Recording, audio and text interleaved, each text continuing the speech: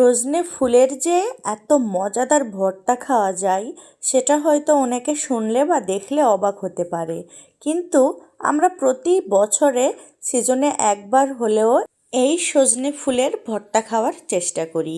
কারণ এই ভর্তা খেতে যেমন মজা তেমন পুষ্টি এবং ভিটামিনে ভরপুর। সবাইকে আসসালামু আলাইকুম। ডে উইথ মুনিরাতে স্বাগত জানাচ্ছি, আমি মুনিরা। তো চলুন কথা না বাড়িয়ে ভর্তা বানানো শুরু করি। এই ভর্তা খাওয়ার জন্য আমার বড় আপু এই সজনের ফুলগুলো আমার জন্য পাঠিয়েছে। আর এই সজনের ফোটা যে ফুলগুলো আছে এগুলো ফেলে দিচ্ছি, আর ডালপালাও সব ফেলে দিচ্ছি। শুধু ফুলের কলিটুকু নিব, যেগুলো ফোটেনি ঠিক সেগুলো নেব, আর যেগুলো ফুল ফুটে গিয়েছে সেগুলো সব ফেলে দিব। তো দেখেন আমি সব ফুলগুলো ফেলে দিয়ে একদম কচি অংশগুলো নিয়েছি, আর এখানে যত আবর্জনা সব ফেলে দিয়েছি। এখন আমি এগুলো এক গামলায় ঢেলে দিলাম, আর এখানে যাবতীয় সব মশলাগুলো দিয়ে দিব। তো সবার আগে দিয়ে দিচ্ছি পেঁয়াজ, তারপরে কাঁচা মরিচ, আর এখন দিয়ে দিচ্ছি রসুন এবং আদার 3 থেকে 4টা স্লাইড। এগুলো এখন আমি ভালোভাবে পরিষ্কার পানি দিয়ে ধুয়ে নিব। পানি ঝরানোর জন্য আমি একটা ছোট্ট কিউট একটা ডালায় তুলে নিব। আমার কাছে মনে হয় যে কোনো রকমের ভর্তায় টাকি মাছ ছাড়া ভর্তার স্বাদ অসম্পূর্ণ থেকে যায়। তাই আমি ভর্তার স্বাদ আরও দ্বিগুণ করার জন্য আমি টাকি মাছ দিয়ে দিব। এখন আপনারা চাইলে কিন্তু এই টাকি মাছ স্কিপ করতে পারেন, আর শুটকির মাছও অ্যাড করতে পারেন। তো আমি টাকি মাছ এবং আলু দিয়ে দিলাম, আর চুলায় একটি কড়াই বসিয়ে খাঁটি সরিষার তেল গরম করে নিলাম। আর এখন আমি সামান্য পরিমাণে জিরা ফোড়ন দিয়ে এখন আমি ধুয়ে রাখা সজনের ফুলগুলো দিয়ে দিলাম। তারপরে এখন আমি একটু নেড়ে চেড়ে নিচ্ছিলাম যেন নিচে থেকে পুড়ে না যায়, আর সব তেলগুলো যেন উপরে উঠে আসে। তারপরে আমি এখন দিয়ে দিচ্ছি সামান্য পরিমাণে লবণ, আর এখন দিয়ে দিচ্ছি হলুদ। আর এখন আমি সব ফুলগুলো ভালোভাবে নেড়ে চেড়ে নিচ্ছিলাম। সজনে ফুল, আলু, পেঁয়াজ, মরিচ, টাকি মাছ সবগুলো ভালোভাবে সিদ্ধ হওয়ার জন্য সামান্য পরিমাণে পানি অ্যাড করব। এই পানি দিয়ে এমনভাবে সিদ্ধ হবে যেন অতিরিক্ত নরমও না হয় আবার শক্তও না হয়। এখন আমি কড়াইটি ঢেকে দিব। 5 মিনিট পরে দেখেন কীরকম কালার ছিল আর কীরকম হয়েছে। দেখে কি সুন্দর লোভ লেগে যাচ্ছে না? সামান্য একটু নেড়ে চেড়ে দিয়ে আমি আবারও ঢেকে দিব ঠিক 5 মিনিটের জন্য। তো দেখেন একটুও পানি নাই।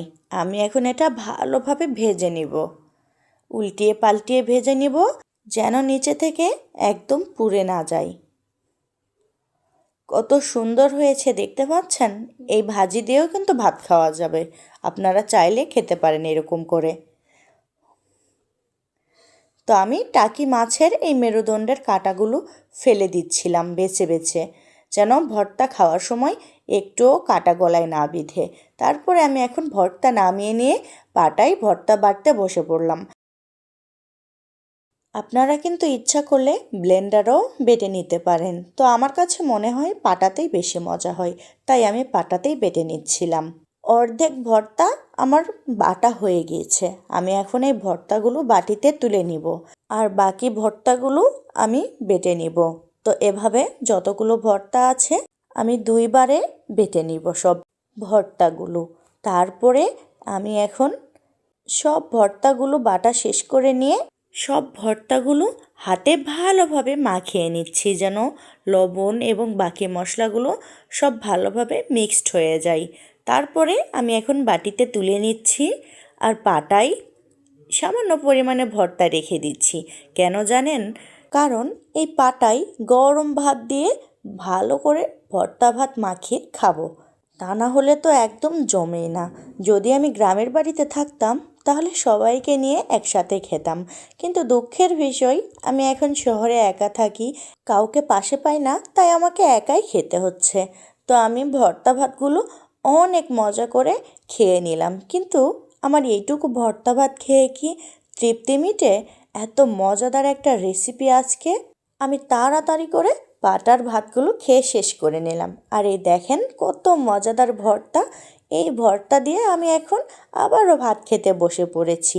1 প্লেট ভাত, সাথে এই সজনে ফুলের ভর্তা এবং সাথে পুঁইশাক ভাজি নিয়েছি।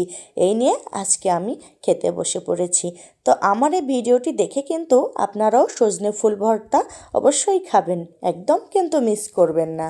আর যারা খেয়েছেন তারা অবশ্যই কমেন্ট করে জানাবেন এই ভর্তাটি কেমন লাগে। আমার এই ভিডিওটি যদি কারো ভালো লাগে এবং এই ভিডিওটি যদি কারো উপকারে এসে থাকে তাহলে অবশ্যই ফলো আর সাবস্ক্রাইব করে পাশে থাকবেন। আজকের মতো বিদায় নিচ্ছি। আল্লাহ হাফেজ।